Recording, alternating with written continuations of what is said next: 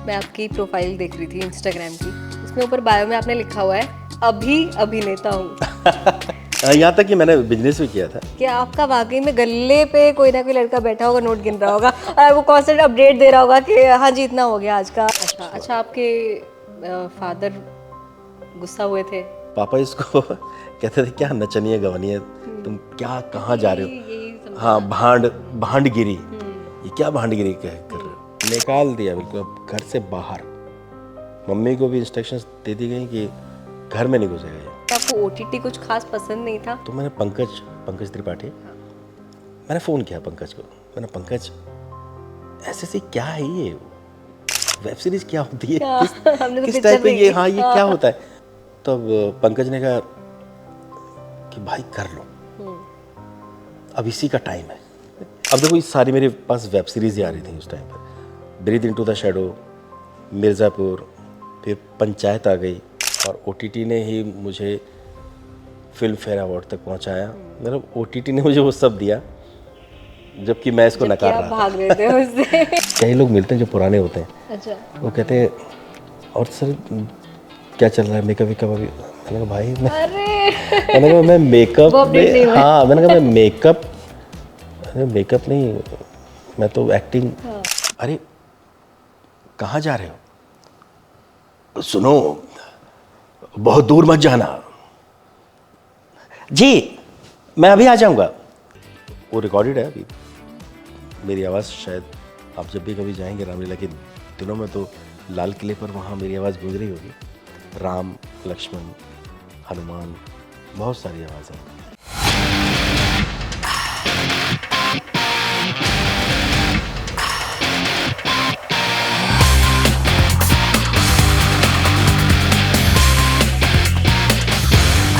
एक छोटा सा काम था आपसे।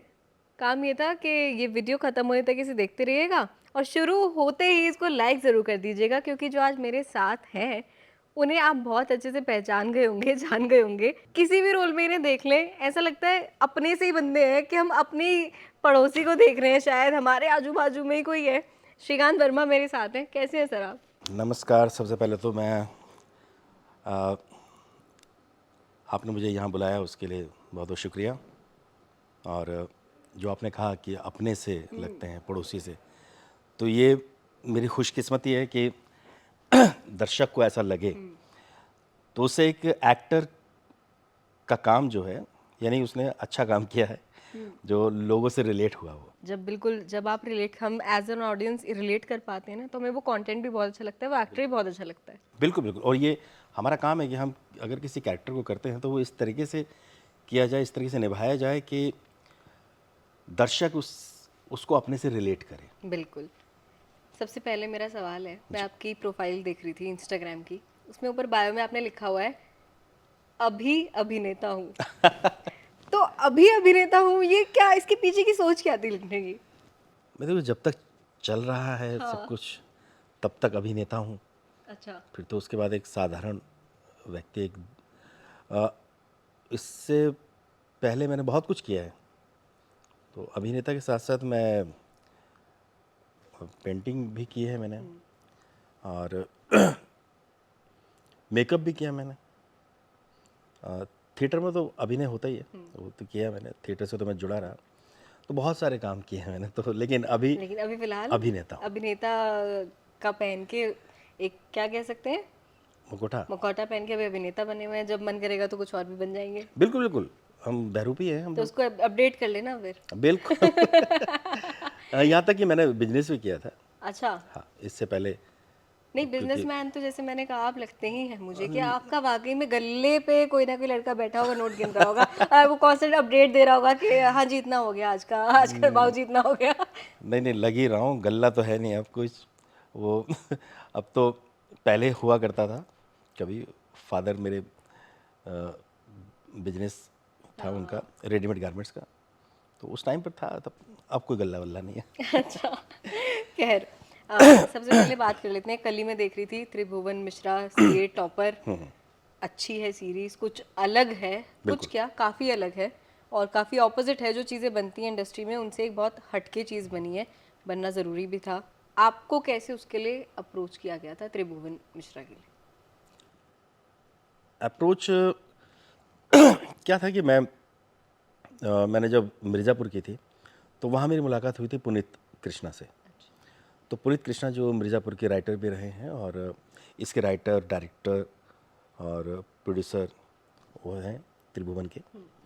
तो पुनीत मिर्ज़ापुर में मुझसे जब मिले फर्स्ट टाइम तो उन्होंने कहा सर मैं आपसे बहुत प्रभावित हूँ, मुझे आपका काम बहुत अच्छा लगता है। तो मैंने कहा हाँ, मैं भी आपसे मिला, मुझे भी अच्छा लगा कि आप मुझे मेरे काम को इतना पसंद करते हैं।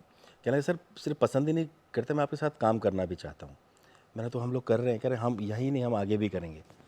तो उनके दिमाग में पहले से था कुछ चीज़ों को लेकर।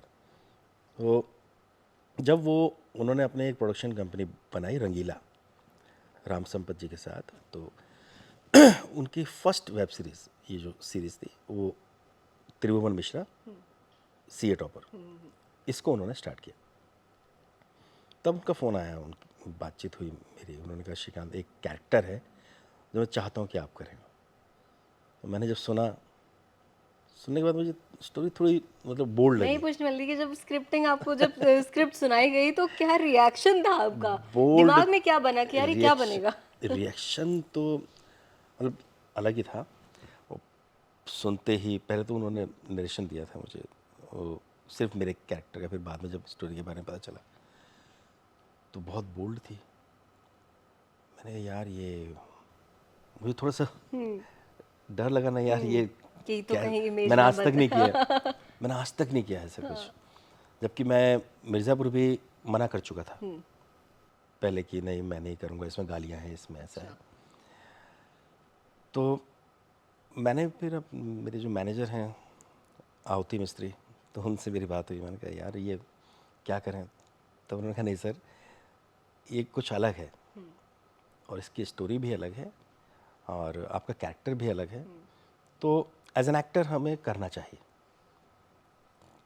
तो वो एक अच्छा सजेशन था उनका और मैंने भी तभी निर्णय लिया। मैंने कहा करते हैं, चलो अच्छा। देखते हैं क्या होता है। और फिर जब किया तो फिर कैसा तो लगा? जो आप हाँ सोच रहे थे उससे अलग? हाँ, नहीं नहीं उससे अलग है, बिल्कुल अलग। क्या है ना कि अब समाज थोड़ा खुल गया है, हर चीज़ पर अब बात होती है, अब हर विषय पर बात होती है और होनी भी चाहिए। ये कुछ विषय ऐसे होते हैं जिन पर हम लोग हर बार छिपा के रखते हैं, तो जो चीज़ छिपती है वो अंदरूनी बहुत ज़्यादा फैलती है ना, कैंसर की तरह। तो वो बीमारी की तरह फैलती है। अगर वो खुला खुला रखें उसे, तो जैसे घाव होता है ना, कोई चोट लगती है तो उसे ढक दो तो वो सड़ जाता है, ढको। अगर उसे खुला छोड़ दें और उसका अच्छी तरह से इलाज हो तो वो ठीक हो जाता है। तो इसीलिए किसी भी चीज़ को जितना ढकेंगे, जितना वो हम लोग उससे दूर भागेंगे, वो विषय उतना ही अट्रैक्ट करता है सबको। तो इसीलिए हमें उसके एक तरह से सच्चाई या जो उस विषय को लेकर बातचीत करनी चाहिए, किसी भी मतलब मैं जो कहूँगा समाज से या ह्यूमन बीइंग जो हम लोग देखते हैं, बहुत सारे रिलेशंस को लेकर बातचीत नहीं होती, बहुत सारे और भी विषय जिन पर बातचीत नहीं होती। तो ये भी एक ऐसा विषय था, इस पर भी बातचीत बहुत ज़रूरी था। बहुत ज़रूरी थी और इसको बहुत ही प्यारे ढंग से कॉमिक वे में, हाँ हाँ हाँ, है ना, व्यंग्यात्मक शैली में बिल्कुल एक लोगों तक पहुंचाया गया। बहुत गूढ़ या उस तरीके की चीज़ें नहीं कि आपको शिक्षा दी जा रही है। आप हंसते हंसते बहुत बड़ी बात हाँ। आपके सामने पेश की गई। तो जब इसका ये रूप सामने आया तो मुझे लगा नहीं ये लोग पसंद करेंगे। बिल्कुल, और हमारी लोगों ने एबीपी की मानव कॉल से भी बात हुई थी और उनका भी यही था कहना कि जब उन्होंने स्क्रिप्ट सुना तब उन्हें लगा कि ये तो बहुत बोल्ड है, इसमें तो बहुत सारे ऐसे सीन्स हैं, इतने इंटीमेट सीन्स हैं। कह रहे लेकिन जब उन्होंने खुद बोला कि जब पूरी सीरीज हो रही थी ना और जब आप देखेंगे भी तो आपको भी ये लगेगा कि इतने इंटीमेट सीन्स के बावजूद भी आपका ध्यान नहीं जाएगा उन पे, मतलब हाँ क्योंकि स्टोरी और प्लॉट कुछ और ही है। कुछ और है। मानव और मैं ही हैं जिन्हें इस तरीके से रखा गया है। तो मुझे थोड़ा सा ये डर था कि नहीं कैसे कैसे आप पेश करेंगे उसे। क्या होता है ना कि किसी भी चीज़ को फिल्माने का एक तरीका होता है। आप किसी भी विषय को वल्गर भी बना सकते हैं और उसे अच्छे ढंग से, साफ सुथरे ढंग से आप बड़ी बात और बड़े विषय को लेकर आप लोगों तक पहुंचा सकते हैं। तो वो कला है डायरेक्टर की, राइटर की, उन लोगों की, वो किस तरीके से उसको लेकर आ रहे हैं सामने। तो उन्होंने ऐसा कुछ भी नहीं होने दिया कि जिससे लोगों तक uncomfortable वो हो। हाँ गलत या वल्गर हाँ लगे। मुझे तो लगता है कि वाकई में आपने ठीक कहा कि वो ध्यान वहाँ नहीं जाकर उस विषय पर जाता है। हाँ राइट, बिल्कुल। मतलब मुझे भी लगा जितना भी मैंने त्रिभुवन मिश्रा देखी अब तक कि वाकई में ऐसे ही है। आप समझ रहे हैं कि बात कहना क्या चाह रहा है जो मेकर है। बिल्कुल बिल्कुल। और एक अच्छी स्क्रिप्ट है वो, और एक अच्छी सीरीज़ बनकर तैयार हुई है। बिल्कुल। जी। हाँ, कुछ कह रहे थे आप? नहीं, बस ये चीज़ कि इसके विषय में यही कहा जा सकता है कि आप डायरेक्टर ने जिस तरीके से उसको सीन्स जो कैप्चर किए हैं और जिस ढंग से एंगल्स और बहुत अच्छी तरह शूट किया है, वो भी एक काबिल तारीफ़ है। तो इसमें हर किसी का काम, सब ने बहुत मेहनत से, बहुत ईमानदारी से अपने काम को किया है। तो एक अच्छी सीरीज़ निकल कर आई है। बिल्कुल, मैं तो टोटली एग्री करती हूँ। अगर आपने देख ली है तो आप कमेंट में बताना कि आपको कैसी लगी त्रिभुवन मिश्रा सीए टॉपर। खैर आगे बढ़ेंगे। सर, ओटीटी, मैं आपका इंटरव्यू पढ़ रही थी, एक तो उसमें लिखा था कि आपको ओटीटी कुछ खास पसंद नहीं था, लेकिन फिर आपको सबसे ज़्यादा देखा भी ओटीटी पे ही जाता है। हाँ, वो बिल्कुल ठीक कहा आपने। तो वो मतलब कैसे वो आपका ओटीटी, आना कैसे हुआ फिर ओटीटी में? देखिए क्या होता है ना कि जिससे आप भागते हैं, उसके बाद आपको आना पड़ता है, ये बिल्कुल वो सही बात है। आप उसके बहुत, वो ही आपके पास आ जाता है। तो मैं उस टाइम पर ये सोचा करता था, मैं क्या, लोगों लोगों की भी सोच थी इंटरनेट पर या अपना यूट्यूब पर जो चैनल्स हुआ करते थे, यूट्यूबर्स होते थे, वो अपने चैनल्स बनाकर उस पर कुछ अपने चीज़ डालते थे। तो ओटीटी लोग कोविड से पहले नहीं जानते उतना थे, नहीं था, कोविड सिर्फ से यूथ ही तक। उसका यस। चलन जो है बढ़ा है। हाँ, यूथ तक था, जो कॉलेजेस में या जो हमारा जो यूथ है वो जानता है। वो क्या करते हैं, लेकिन ये मान के चलें कि 75% लोग नहीं जानते थे। तो उससे पहले मुझे भी ये लगता था कि क्या यूट्यूब के लिए नहीं करना। मैं तो सीरियल्स भी नहीं करता था हाँ टीवी पर, क्योंकि मुझे फिल्म ही करनी थी। सिर्फ फिल्म्स करता था या एड फिल्म्स, बस, इसके अलावा कुछ नहीं।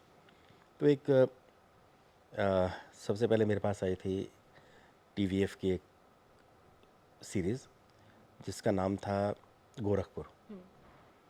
तो वो 16 या 17 में आई थी मेरे पास। सुमित उसके लेखक थे और अपने पंचायत वाले जीतू, वो और मैं, हम दोनों उसमें लीड कर रहे थे। उसे बनारस में शूट किया जाना था, 60 दिन का उसका शेड्यूल था। तो मेरी बात हुई उस टाइम पर। मैंने कहा क्या करूं, करूं ना करूं, करूं ना करूं। तो मैंने पंकज त्रिपाठी, मैंने फ़ोन किया पंकज को। मैंने, पंकज ऐसे ऐसे क्या है ये, वेब सीरीज़ क्या होती है, क्या किस हमने तो किस पिक्चर टाइप पे ये, देखी। हाँ ये क्या हाँ होता है।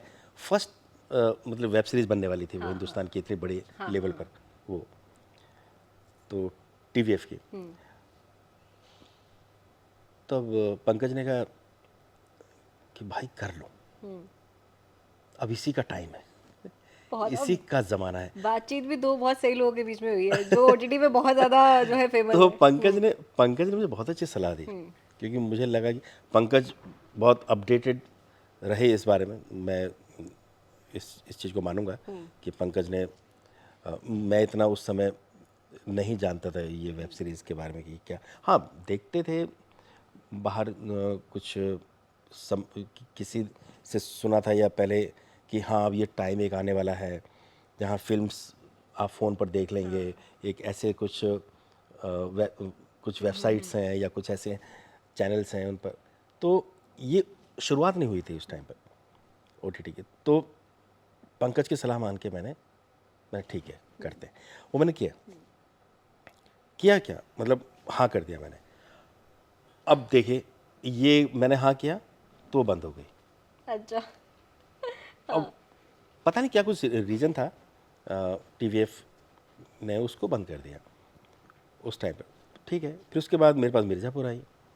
मिर्ज़ापुर उसको भी मैंने इसकी वजह से कि उसके अंदर थोड़े से बोल्ड हाँ सीन्स थे, मना किया। लेकिन फिर मुझे मैं एक दिन जा रहा था तो अनमोल जो कास्टिंग डायरेक्टर हैं कास्टिंग वे के, उन्होंने कहा सर कर लीजिए ना प्लीज़, एक बार आप देख लीजिए। मैंने यार ऐसे ऐसे नहीं नहीं, आप बात तो कीजिए, आपके रोल में नहीं है ऐसा कुछ, आप बहुत अच्छा है वो। तब भी पता नहीं क्या हुआ, मैंने हाँ कह दिया। ये सब कुछ बन रहा था OTT के लिए ये सब। तो फिर मेरे पास पंचायत आई TVF की, उन्होंने कहा, गुल्लक के लिए भी कहा था उन्होंने, तो वो मैंने नहीं कर पाया क्योंकि उस टाइम पे मेरे पास ब्रीथ इनटू द शैडो भी आ गई थी। अब देखो ये सारी मेरे पास वेब सीरीज़ ही आ रही थी उस टाइम पर, Breathe Into the Shadow, Mirzapur, फिर पंचायत आ गई। पंचायत में भी मैंने ठीक है लेकिन मेरे पास टाइम नहीं होगा बहुत, मुझे कभी लखनऊ भागना है, राम प्रसाद की 13वीं भी उसी टाइम पे वो भी चल रहा तभी था। चल रही थी, हाँ। तो ये सब चीज़ें एक साथ थी, तो मैंने पंचायत में इन्होंने कहा नहीं हम वो छोटा सा कैरेक्टर है और एपिसोडिक है उसमें, मैंने ठीक है चलो करते हैं। उस टाइम पे नहीं मालूम था कि पंचायत का क्या जलवा होने वाला है। वो तो सर नेक्स्ट क्योंकि लेवल है। वो उन्होंने बनाई थी, लेकिन ये नहीं था कि वो अमेज़ोन पे या कहीं पर वो रिलीज़ होगी। वो शायद इन्हीं के ही TVF पर ही रिलीज़ होनी थी वो। पर अब ये सब शूट होने के बाद जैसे ही कोविड आया, कोविड में कहते हैं ना कि कोई चीज़ किसी के लिए बुरी होती है, किसी के लिए अच्छी होती है। अच्छा तो नहीं कहूँगा लेकिन फिर भी मेरे लिए वो एक ये रहा कि इंडस्ट्री में अच्छे स्तर पे मैं इस्टेब्लिश हुआ। एस्टैब्लिशमेंट हो गया, हाँ। लोगों ने जाना कि हाँ, क्योंकि एक के बाद एक के बाद सारी जो मैंने की वो थी भी उस टाइम पे, सब एकदम जेम्स ऑफ सारी, प्रोजेक्ट्स, हाँ हाँ। वो सारे सुपर हिट। पंचायत आई, पंचायत के बाद ब्रीथ इनटू द शैडो आई, ब्रीथ इनटू द शैडो के बाद मिर्ज़ापुर आ गई, मिर्ज़ापुर के बाद तांडव आ गई, फिर उसके बाद राम प्रसाद की 13वीं, और फिर पता नहीं कौन मतलब एक दर्शक जो भी प्रोजेक्ट देख रहे हैं उसमें मैं था। हाँ। फिर चेहरा काम लोगों तक पहुंचा। तो अब वो उसी बीच में ब्रीथ इनटू द शैडो के लिए मुझे फिल्म फेयर अवार्ड में नॉमिनेट किया गया, जिसमें मैं रेड कारपेट पे मुझे बुलाया गया था। लास्ट 4 में हम लोग थे उसमें। नॉमिनेट मैं था, ऋषिकेश जोशी थे और रघुवीर यादव जी थे और राहुल देव थे। तो हम तीनों एक कैटेगरी में थे, चारों। तो उसमें से रघुवीर जी को फिर मिला था। लेकिन देखा जाए तो OTT ने मुझे लोगों में एक अच्छी पहचान दी और OTT ने ही मुझे फिल्म फेयर अवार्ड तक पहुंचाया। मतलब OTT ने मुझे वो सब दिया जबकि मैं इसको जबकि नकार आप रहा था। भाग रहे थे उससे। तो बिल्कुल इसीलिए नहीं, ओटीटी ने ना, एक्चुअली मुझे भी ऐसा लगता है कि बहुत सारी अच्छी फिल्में, बहुत सारे अच्छे प्रोजेक्ट्स, कहानियाँ और एक्टर्स सभी को अच्छे से लोगों के सामने रखा है जो बड़े पर्दे पर शायद छिप जाते। हाँ, नहीं हम लोग ना, क्या होता है कि किसी जो चल रहा है चलन उसी तरफ चलते हैं हाँ। हम।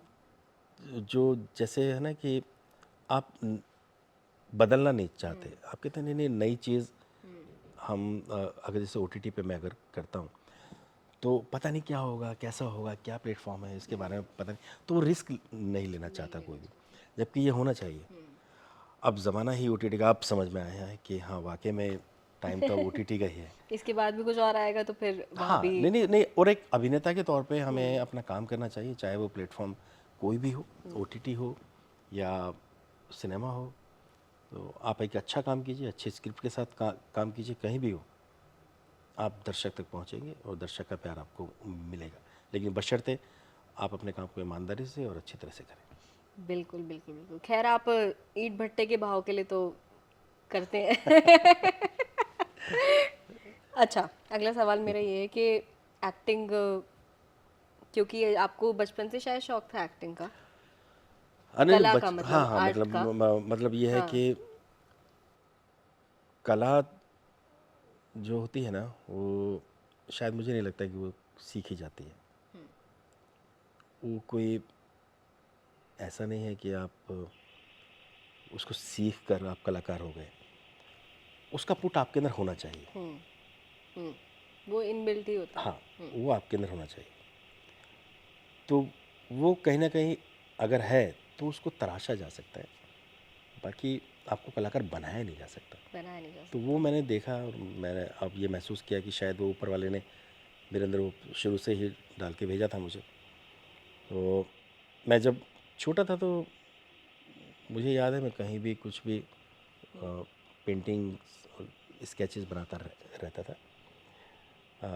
क्लास में भी मैंने एक बार ऐसे टीचर पढ़ा रहे थे, मैंने उनका स्केच बना दिया था और वहाँ रख दिया था पास में। उन्होंने देखा, सीधे श्रीकांत खड़े हो जाओ। अच्छा, तो मैं खड़ा हुआ, बुलाया, मेरी पिटाई कर दी। कि तुम पढ़ नहीं रहे हो। मैंने देखा, मैंने पिटाई। फिर उसके बाद जब पीरियड ख़त्म हुआ, बाद में मुझे बुला के उन्होंने प्यार किया, कहते बहुत अच्छा बनाया था। मैंने ऐसे देखा, सर आप तो क्लास में तो आपने कहते डबल कैरेक्टर है मुझे तो। पीटा, फिर यहाँ प्यार कर रहे हैं, ये क्या मतलब हुआ? कहते मैंने पीटा इसलिए क्योंकि तुम पढ़ नहीं रहे थे, तुम्हारा ध्यान इसको बनाने में था। प्यार इसलिए मैं कर रहा हूँ क्योंकि तुमने बहुत अच्छा बनाया। तो फिर उन्होंने मुझे बहुत सारे कॉम्पिटिशन्स में लेकर गए मुझे। मंडी हाउस भी मैं जब पहली बार पहुंचा था तो पेंटिंग के ही ज़रिए मैं पहुंचा था, वहाँ मुझे अवार्ड मिला था। तो मतलब शुरू से ही ये सब चीज़ें रहीं। पापा ने भी सोचा कि हाँ इसको थोड़ा कुछ फाइन आर्ट या इस तरह का कोई कोर्स वोर्स करवाएंगे, ऐसे वो सोच थी उस टाइम पर। बिजनेस था हमारा रेडीमेड गारमेंट्स का। तो उस टाइम पे मेरा ध्यान लगता नहीं था बिजनेस की तरफ। जैसे पापा कहते भी थे कि ध्यान दो, थोड़ा इस तरफ भी ध्यान दो पढ़ाई के साथ साथ। लेकिन पेंटिंग के साथ साथ मुझे और भी चीज़ों में मैं पार्टिसिपेट लिया करता था स्कूल में, जैसे डांस, गाना। तो ये इन सब तरफ मैं जाता था क्योंकि मुझे अच्छा लगता है ये सब। तो एक बार हमारे स्कूल में एक नाटक हुआ। नाटक अलग तरीके का था वो, जो आज तक जैसे लोग स्कूल में टीचर्स करवाते थे ना, वो नहीं था। वो प्रोफेशनल थे, उन्होंने आके किया। वो जिस तरह वो लाइटिंग की उन्होंने, जो माहौल करवाया, बन गया। जो माहौल बना वो बहुत प्यारा था। मुझे उसने अट्रैक्ट किया। फिर मैंने उसमें देखा कि इस विधा में सब चीज़ें, सारी आर्ट है। इसमें पेंटिंग भी है, इसमें डांस भी है, इसमें गाना भी है। नहीं ये तो सब, और ये सब मुझे पसंद है, सब मुझे अच्छा लगता है। तो क्यों ना इस तरफ जाया जाए, इस कला में, इस विधा में जाओ ना जिसमें ये सारी कलाएं निहित हैं। तो मैं फिर थिएटर की तरफ आकर्षित हुआ। तो थिएटर से फिर मेरा फिर मंडी हाउस में आया यहाँ पे, फिर एक जर्नी। अच्छा, आपके फादर गुस्सा हुए थे जब आपने एक्टिंग की तरफ रुख कर लिया और बिजनेस की तरफ नहीं? हाँ, ये तो होता है, बिल्कुल होता है। मैं ही नहीं, बहुत सारे एक्टर या कलाकार ऐसे हैं जिनके घर परिवार वाले। में नहीं मतलब उनको मान्यता नहीं मिली उनकी तरफ से। तो मेरे साथ तो ये हुआ था कि अ, पापा इसको कहते थे क्या नचनिया गवनिया, तुम क्या क्योंकि कहाँ जा रहे हो? यही समझा हाँ, जाता है। भांडगिरी, ये क्या भांडगिरी कर रहे हो? अपना काम करो। वो काम नहीं मानते थे, ये काम मानते ही नहीं। ये तो एक्स्ट्रा मतलब करिकुलर इसको, हाँ, हो गया। इसको और वो भी ऐसी हाँ। भांडगिरी, हाँ, क्या नाच रहे हो, गा रहे हो, ये क्या है ये? जबकि फिल्में सब देखते हैं। हाँ, वो है, लेकिन हमारे घर से ना जाए ना कोई, हाँ, वही वाली बात है। कि नहीं नहीं नहीं, हम मनोरंजन हो, मेरा लड़का ना करे। हाँ, यही बात। वही कि शहीद हो, हाँ, ये लेकिन मेरा बच्चा। मेरे घर से ना हो, है ना। भाई। तो अब मैं ज़िद्दी था, तो नहीं मानता था मैं। मतलब पापा ने जब देखा नहीं सुधर रहा, बहुत से उन्होंने यत्न किए, बहुत जतन किए कि सुधर जाए बच्चा, सुधर जाए। मैं इसलिए मैं कह रहा हूँ उनके नज़रिए से, मैं ऐसा नहीं कि मैं बिगड़ा था। मैं, जो ऊपर वाले ने मुझे दिया था, जो कला दी थी, उसको मैं एक सही रास्ते पे ले जाना चाह रहा था। उसे ऐसा नहीं कि वेस्ट हो जाए वो, क्योंकि क्या होता है कि हम ना अपने मन को मार लेते हैं। तो वो जो मन मारना मुझे अच्छा नहीं लग रहा था, मैंने नहीं करना है मुझे। और मुझे लग रहा था कि मेरे फादर जो हैं वो, एक दिन मैं उनको शायद मना पाऊंगा या उनको दिखा पाऊंगा कि हाँ मैंने अच्छा निर्णय लिया था। तो उन्होंने क्या किया, मुझे बीच में एक बार घर से निकाल दिया था। अच्छा, कहते अब जो निकाल ही करना, दिया मतलब कि निकाल दिया बिल्कुल, अब घर से बाहर। मम्मी को भी इंस्ट्रक्शंस दे दी गई कि घर में नहीं घुसेगा ये। कितने टाइम के लिए? मैं एक हफ्ते के लिए बाहर रहा। एक हफ्ते सरवाइव कैसे किया अपने घर के वो बाहर? क्या था ना कि हमारी फैक्ट्री थी, हाँ। तो उसी में एक एम्ब्रॉयडरी की फैक्ट्री भी थी जो मैं उसे देखता था। तो जो मेरे वर्कर थे उनमें एक वर्कर था, वो वहीं रहा करता था, मैं उसी के यहाँ चला गया था। अच्छा।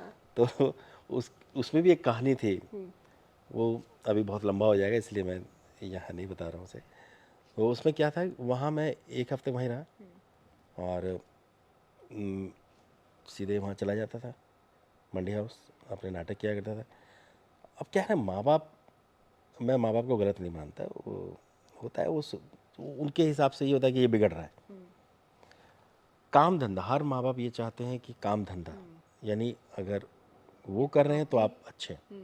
एक नौकरी हो या तो, बिजनेस हो। या फिर बिजनेस हो, या फिर आप मतलब कुछ ना कुछ ऐसा करें जिससे अर्निंग हो, हाँ। जो एक सामाजिक तौर से जिनको मान्यता मिली हुई है। स्टेबल वे हाँ, ऑफ। जैसे हाँ। कहा जाता है कि इंजीनियर, डॉक्टर, और ये, हाँ अच्छे, ये अच्छा है हमारा बच्चा, ये ऐसे से ये काम कर रहा है, पढ़ाई में अच्छा है, नौकरी अच्छी की है उसने, पैसा कमा रहा है जी, अब इसकी शादी कर दी जाए। वही एक जो होता है कि हाँ पैसा कमा रहा है, शादी कर दी गई, अपने जीवन जियो, ये वाला। जबकि ऐसा जीवन मैं नहीं जीना चाहता था। अच्छा।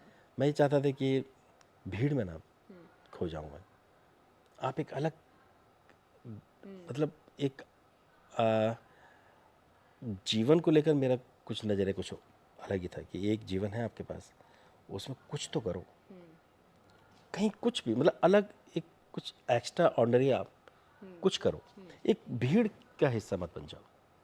तो वो एक सोच थी मेरी, भीड़ से परे हट के कुछ करना चाह रहा था। तो पापा ने, अब पिता का दिल है, माँ और बाप कहाँ, मम्मी वैसे ही परेशान रहा करती थी, पापा ने भी कहा, "अरे यार उससे ढूंढो कहाँ है वो।"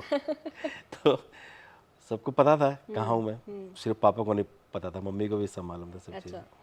तो वो होता था, मम्मी भी बोलती थी मान जा तू, तो पापा तेरे गुस्सा होगा, वो नहीं करवाना चाहते, काम कर। मैं कहता मम्मी प्लीज़ मुझे छोड़ दो, मैं करके दिखाऊंगा कुछ ना कुछ। तो उन्होंने कहा नहीं तू, तेरा कद नहीं है। पहले पता है क्या, एक जो ये बहुत होता है ना कि जब एक, तक आप हाँ, धर्मेंद्र नहीं लगते आप धर्मेंद्र एक्टर नहीं नहीं बन लगते सकते। तब तक आप एक्टर नहीं बन हाँ। सकते। तो कहते तेरा कद नहीं है, आंखों में चश्मा लगा हुआ है ना। अच्छा, आपके उस पे स्टार्टिंग से ही लगा हुआ हाँ, है। स्कूल टाइम से था। और तुम, मतलब मैं ना हकलाता भी था, अच्छा। ये मैं आपको बताता हूँ, अच्छा। वो हकलाहट थी हाँ। मेरे अंदर ही। कहते थे ये सब चीज़ें हीरो की नहीं होती हैं, हीरो वाला एक लुक होना चाहिए। मैंने, हीरो ही थोड़ी होता है सब कुछ, हाँ। और भी तो होते हैं। तो मैंने नहीं, आज तो इस तरीके की सोच थी लोगों की, वो उनको लगता था कि ये नहीं कुछ कर पाएगा, लेकिन मुझे अपने आप पे विश्वास था कि हाँ मैं करूँगा कुछ ना कुछ। तो पापा ने फिर मुझे बुलाया, स्पेशल बुला के समझाया उस टाइम पे। तो लेकिन कुछ दिन बाद फिर मैंने वही चालू किया, तो उन्होंने छोड़ दिया कि चलो अब। फिर उन्होंने कहा कि आपको मैं कोई हेल्प नहीं करूँगा, घर से कोई हेल्प नहीं, आपको जो करना है खुद करो। तो मैं फिर श्री राम सेंटर से मैंने कोर्स किया था इसका, एक्टिंग का। वहाँ रेपेट्री हुआ करती थी, रंगमंडल कहते हैं जिसे, वहाँ एक्टर्स को पैसा मिलता है वहाँ पर मंथली। तो मुझे एक वहाँ से, थिएटर में वैसे भी पैसा नहीं है, तो वहाँ से आप अपना खर्चा भी चला लें तो बहुत है। तो तब तो मेरी शादी भी हो चुकी थी। अच्छा, अब इतनी सब जद्दोजहद में शादी हो गई थी शादी आपकी? भी हो गई हाँ। थी, तो मैं किसी तरीके से, मैंने थिएटर से ही अब करना था। मैंने वहाँ रेपेट्री में मैंने नौकरी की, नाटक वहाँ किए, नाटकों के साथ साथ मैं फिर मेकअप जो था वो हमने सीखा था, जो हम कोर्स कर रहे थे तो सिखाया जाता था वहाँ पर। तो मेकअप को मैंने अपना वो बनाया था कि हाँ मैं मेकअप को लेकर कुछ आगे बढ़ूँ। तो कुछ मेरे दोस्त लोग थे, उनके थिएटर जो नाटक हुआ करते थे वो मुझे बुला लेते थे। मैं छोटी सी किट बनाई हुई थी, तो वो जो कुछ उससे भी 2-2,500 रुपया उससे आ जाया करता था। तो इस तरीके से मैं अपना वो कर रहा था कि नहीं करना है तो फिर इसी से करना है, दिखाना है कि हाँ इसी से मुझे करना। तो मेकअप भी किया। बहुत सारे लोग तो पता है, कई लोग मिलते हैं जो पुराने होते हैं, अच्छा। वो कहते हैं और सर क्या चल रहा है मेकअप वेकअप अभी। मैंने कहा भाई मैंने कहा मैं मेकअप वो अपडेट नहीं में, हुए। हाँ मैंने कहा मैं मेकअप, अरे मेकअप नहीं, मैं तो एक्टिंग। हाँ, अभी मेकअप अच्छा, करवाता हूँ मैं। हाँ एक बार फुकरे की शूट पर मैं जैसे ही गाड़ी से उतरा, उतरते ही एक लड़का आया, उसका को भी मैंने थिएटर में नाटक में मेकअप किया था। तो क्योंकि उस टाइम पे मैं तब ये सब चीज़ें करता था, तो उन्होंने कहा मुझे सर आप यहाँ, मैंने हाँ अच्छा मेकअप के लिए आए। मैंने कहा नहीं बेटा मैं एक्टिंग। अच्छा आप एक्टिंग भी करते हैं? हाँ। मैंने मैं एक्टिंग ही करता हूँ, एक्टिंग भी नहीं। हाँ। वो ऐसे से बातें हुई क्या ही, शुरुआत तब उस टाइम पर। तो ये सरवाइव करने के लिए मैं कभी झिझका नहीं किसी भी चीज़ को करने के लिए। मैंने इस फील्ड से रिलेटेड, यानी आर्ट से रिलेटेड जो भी जहाँ से भी अर्निंग हो सकती थी मैंने किया। आकाशवाणी में किया, रेडियो प्लेस किए, यहाँ तक कि रामलीला में भी वॉइस ओवर किया मैंने। अच्छा, मैं आपसे ही पूछने वाली थी कि आकाशवाणी में जाना कैसे हुआ और क्या मतलब क्या पहली क्या प्रोजेक्ट था वहाँ पे, कैसे शुरुआत हुई थी? आकाशवाणी में क्या होता था कि कुछ रेडियो प्लेस होते हैं वहाँ पे जो कमीशन भी होते हैं, जैसे बाहर कुछ जो प्रोड्यूसर्स हैं वो वहाँ अपने स्क्रिप्ट देते हैं तो वो पास होती है, तो आकाशवाणी की तरफ से वो बनाने के लिए उनको दिया जाता है। तो पहले बहुत हुआ करता था ऐसा। तो बहुत सारे प्रोड्यूसर्स थे, उनके जो स्क्रिप्ट्स थी वो एक्टर्स जो रेडियो पर उनकी आवाज़ भी अच्छी हो और एक्ट भी मतलब हाँ, उसमें हो। मतलब पूरे प्ले हाँ पूरा जो एक है। प्ले सुनने के लिए, तो वहाँ देखने के लिए नहीं। देखने के लिए नहीं होता, वहाँ आवाज़ से ही आपको एक्ट करना होता है सब कुछ। तो वहाँ मैंने उसमें जब शुरू किया तो वहाँ दिखता तो है नहीं, आप वॉइस को बदल कर भी मॉड्यूलेट कर सकते मॉड्यूलेट हैं। करके आप दूसरा कोई कैरेक्टर भी आप कर रहे हैं। तो मैं, मतलब एक ही साथ हाँ मैं एक साथ 3-3 4-4 कैसे? कर लेता था, 7-7 8-8 भी किए मैंने। कैसे कैसे एक एग्जांपल? कुछ उसमें अभी तो मतलब गला ऐसा हो रहा है, उस टाइम पे बहुत किए मैंने। जैसे कहीं भी हम लोग अरे कहाँ जा रहे हो, सुनो बहुत दूर मत जाना, जी मैं अभी आ जाऊंगा। तो इस टाइप से ना आप जब चेंजेस करके अरे, वो तुरंत तुरंत तुरंत तुरंत अब मैं किया आंखें करते थे। बंद करके सुनूं तो मुझे लग है ना? रहा है मैं हाँ वो देख रही हूँ, रामायण देख रही हूँ हाँ, शायद। तो हाँ। इस तरह की जो आई थी, तो इसी में मैंने बहुत बदल बदल के किया करता। तो जो प्रोड्यूसर थे ना उनका फ़ायदा हो जाता था। हो ही जाएगा उन्हें, एक वो आर्टिस्ट के एक उसमें आर्टिस्ट में 7 आर्टिस्ट मिल जाए। 7-8 मिल रहे हैं, वो कहते हैं श्रीकांत को बुलाओ। अब मैं बाद में फिर मुझे लगा नहीं यार मेरे आर्टिस्ट लोग हैं जो उनका काम ख़राब हो रहा है, तो मैंने कहा नहीं भाई मैं 1 या 2 ही मैं करूँगा। तो लेकिन हाँ सबसे बड़ी बात ये थी कि रेडियो प्लेज में बड़ा मज़ा भी आता था, पैसा भी मिलता था, सरवाइव कर रहा था मैं धीरे धीरे। क्योंकि सबसे पहली बात है सरवाइव करना अपने आप को। मैं ये कहता हूँ कि आप कोई भी युद्ध तब जीता जाता है जब आप जिंदा रहें। जिंदा रहकर हमेशा युद्ध जीता गया है, जिसने भी जीता है। मर के कोई युद्ध नहीं जीत पाया। जो भी जिंदा रहा है वही विजेता रहा है। तो सबसे पहले अपने आप को जिंदा रखो, सरवाइव।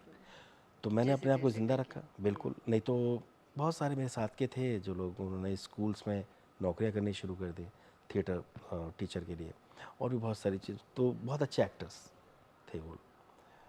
लेकिन वो क्या हुआ कि उनकी जर्नी हाँ, हर किसी बस, की वो हाँ वो सिचुएशन। हाँ, सरवाइव करने के लिए उन्होंने कुछ और कुछ और। चुन लिया, हाँ हाँ, आसान, आसान इजी जहाँ वे। से मिल जाए। लेकिन मेरे लिए आसान नहीं था, मुझे वही जंगल की तरह था। हाँ, लेकिन उस सर्वाइवल ने आपका क्राफ्ट कितना हाँ, पॉलिश नहीं कर नहीं दिया। बनेगा तभी, तभी होगा। मैं आप अगर कहीं भी आपने सिक्योर आप अपने आप को किया आपने कि हाँ मैं बिल्कुल इस सुरक्षात्मक घेरे में रहूं, फिर वो कंफर्ट जोन आ जाता कंफर्ट जोन आ गया, तो वहाँ आप आगे नहीं बढ़ पाएंगे। आगे नहीं, हाँ बिल्कुल। आगे आप तभी बढ़ पाएंगे जब आप रिस्क लेंगे, जब अपने आप को आप झोंक देंगे। जंगल है ना, जंगल में क्या होता है, वहाँ बना बनाया नहीं है कुछ भी, हाँ, वहाँ आपको खुद ही करना है। सरवाइव करना है आपको। तो वही चीज़ है, ये भी फ्रीलांसिंग भी वही होता है। तो सारा इसी तरीके से चलता रहा। आकाशवाणी में मैंने किया, आकाशवाणी में मतलब प्राइवेट भी किया और वैसे भी मैं वहाँ से अप्रूव्ड हूँ। वो रिकॉर्डेड है अभी मेरी आवाज़। शायद आप जब भी कभी जाएंगे रामलीला के दिनों में तो लाल किले पर वहाँ मेरी आवाज़ गूंज रही होगी। राम, लक्ष्मण, हनुमान, बहुत सारी आवाज़ें हैं। चलिए सर, बहुत बढ़िया। और हम आपको आगे और स्क्रीन पर देखना चाहेंगे, क्योंकि अब तक तो मैंने ये देखा है कि आपने जितने भी प्रोजेक्ट्स किए वो सब बहुत ही अच्छे हैं, बहुत ही बेहतरीन है। एक्टिंग के मीडियम से कह लो या फिर स्टोरी लाइन के मीडियम से कह लो, बहुत ही अच्छे प्रोजेक्ट्स आपने अब तक किए हैं। और मैं उम्मीद करती हूँ कि आगे भी आपकी जो भी प्रोजेक्ट्स हैं, जो भी फिल्में हैं, वेब सीरीज़ हैं, वो सबको बहुत पसंद आएंगी। बिल्कुल, मैं उम्मीद करता हूँ कि उस ऊपर वाले से यही कहूँगा कि आप लोगों की उम्मीद पर खरा उतरूँ, और कोशिश तो कर रहा हूँ, है ना। बाकी आपका प्यार बना रहे। बिल्कुल सर, चलिए फिर ऐसे मिलते हैं आपसे दोबारा से। बिल्कुल जॉली LLB 3 या फिर सन ऑफ सरदार या बिल्कुल। फिर आता रहेगा, ये सिलसिला चलता रहेगा, चलता अब रहेगा। रुकना तो है नहीं। हाँ, तो आपसे और भी बहुत सारी बात करेंगे। अभी तो बिल्कुल। इस इंटरव्यू को यहीं खत्म करते हैं। चलिए, thank you so much for watching. नमस्कार। For exclusive and insightful videos, subscribe to our new channel ABP Live Premium.